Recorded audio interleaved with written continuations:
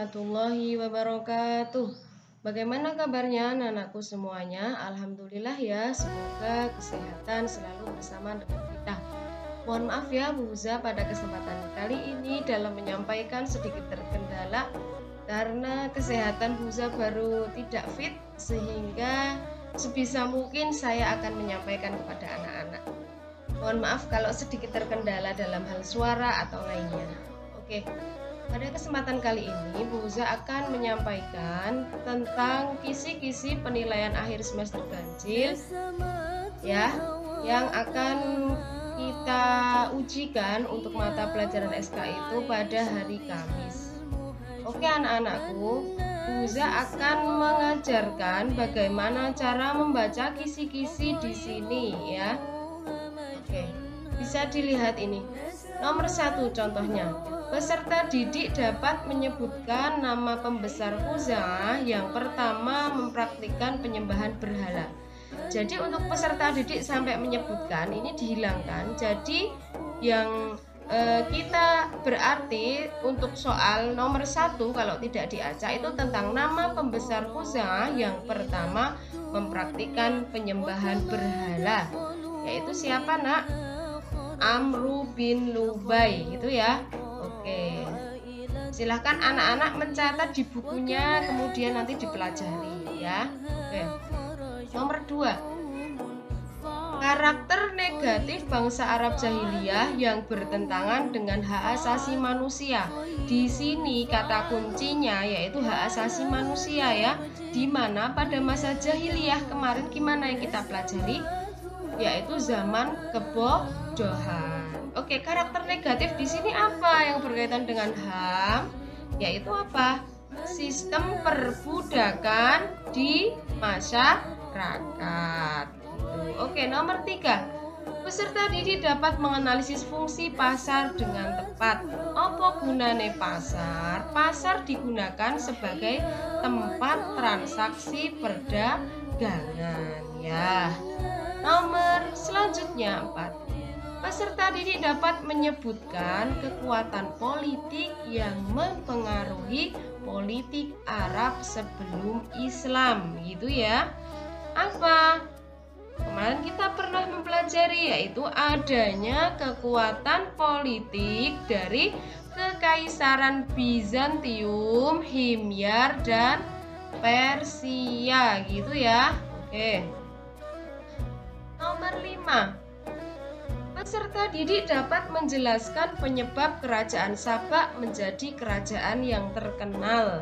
Yaitu apa nak?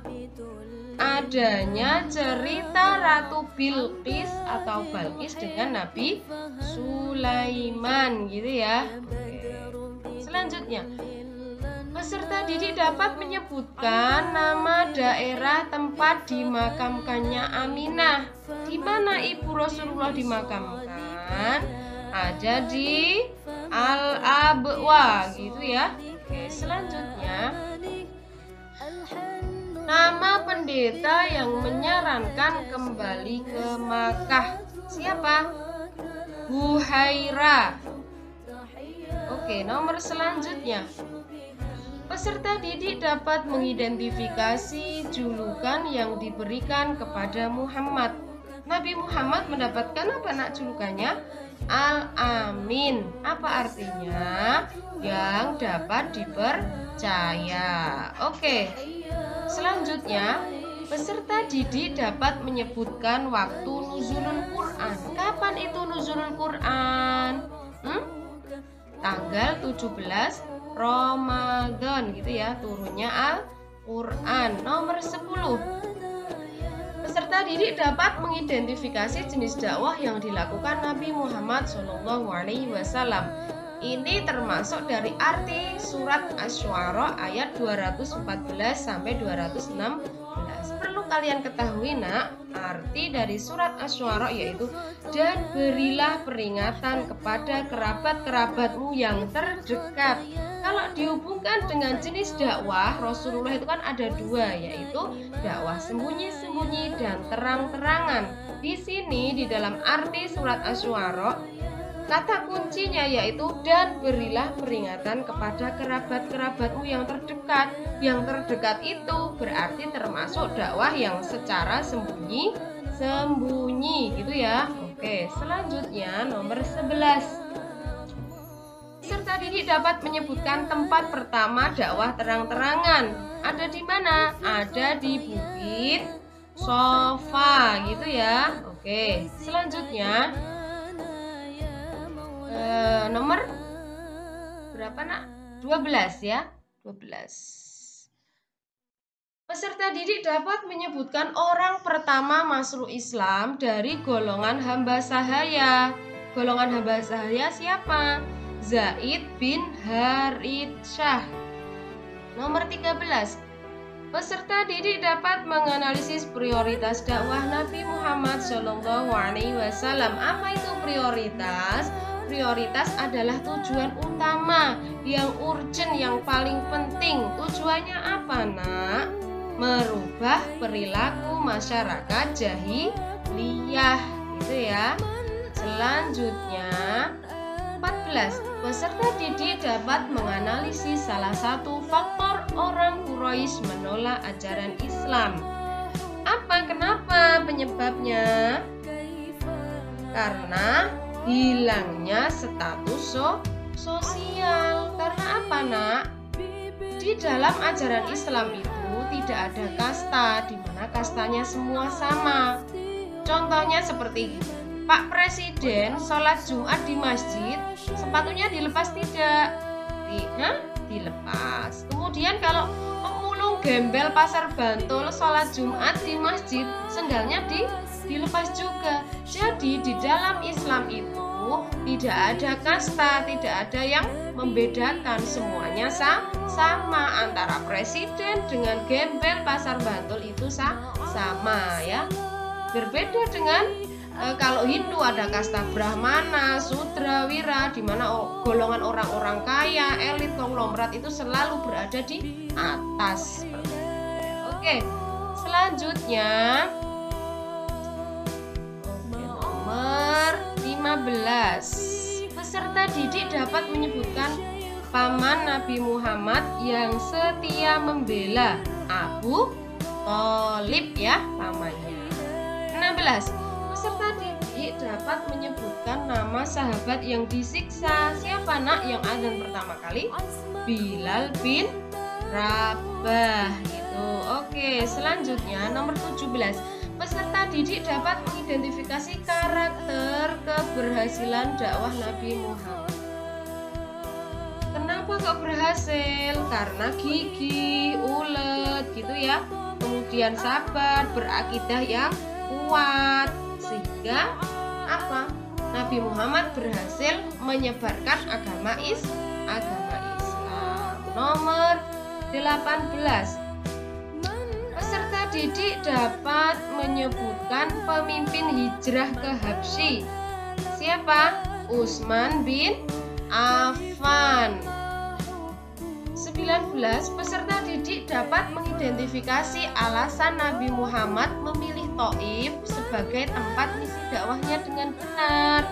Karena apa, nak? Karena Thaif merupakan kota kedua setelah Mekah. Kemudian jarak Thaif itu tidak jauh dari kota Makkah. Nomor 20. Peserta didik dapat mengidentifikasi isi pengumuman yang dilakukan kafir Quraisy terhadap Bani Hashim dan Bani Abdul Muthalib dengan tepat. Karena apa? Jadi di situ tersebut sebuah pengumuman bahwa ya tidak boleh berjual beli, ada boikot, tidak boleh menikah dengan atau yang menikahkan dari golongan mereka, tidak boleh memberi tempat singgah, seperti itu ya. Jadi nanti ketika ada soal yang tidak, berarti yang selain dari yang Buhuza sebutkan. Nomor 21. Peserta didik dapat menganalisis sebagian besar pekerjaan penduduk Madinah dengan tepat. Mereka mayoritas adalah petani. Nomor 22. Peserta didik dapat menyebutkan kepercayaan dan agama yang dianut penduduk di Madinah. Penduduk di Madinah itu kepercayaannya apa saja? Yahudi, Nasrani, dan pagan. Oke. Nomor 23. Peserta didik dapat menyebutkan suku-suku yang sering berperang di Madinah. Apa? Suku Aus dan Khazraj. Khazraj dan suku Aus. 24. Peserta didik dapat menganalisis jenis hijrah dengan tepat. Gitu ya. Kalau hijrah dari Makkah ke Yasrib itu namanya hijrah Makaniyah. Nomor 25. Peserta didik dapat menjelaskan alasan kafir Quraisy tidak menyiksa keluarga Nabi Muhammad. Karena apa? Cara memadamkan Islamnya apa? Dengan membunuh Nabi Shallallahu Alaihi Wasallam. 26. Peserta didik dapat menyebutkan yang menggantikan Nabi Muhammad tidur. Siapa? Sahabat siapa? Ali bin Abi Thalib. Nomor 27. Peserta didik dapat menyebutkan nama gua yang dijadikan tempat persembunyian Nabi Muhammad Sallallahu Alaihi Wasallam dan Abu Bakar. Gua apa, Nak? Gua Tur. Selanjutnya 28. Peserta didik dapat menyebutkan nama masjid yang pertama dibuat oleh Nabi. Masjid Quba. Selanjutnya, peserta didik dapat menyebutkan orang yang bertugas menyampaikan berita tentang kafir Quraisy saat bersembunyi di gua. Siapa pemudanya? Abdullah bin Abu Bakar. Selanjutnya nomor 30. Peserta didik dapat menyebutkan orang yang mengejar Nabi Muhammad dan Abu Bakar hingga terperosok bersama kudanya. Siapa orang itu? Orang tersebut adalah Suraqah. Nomor 31. Peserta didik dapat menyebutkan nama dai pertama dalam sejarah Islam. Siapa? Mushaf bin Umair. 32. Peserta didik dapat mengidentifikasi fungsi masjid pada masa Rasulullah Shallallahu Alaihi Wasallam. Apa fungsi masjid? Ya, tempat melaksanakan ibadah sholat, pusat pendidikan, kegiatan pendidikan, pengajaran keagamaan. Kemudian apa? Tempat pengadilan berbagai perkara, gitu ya. Selanjutnya,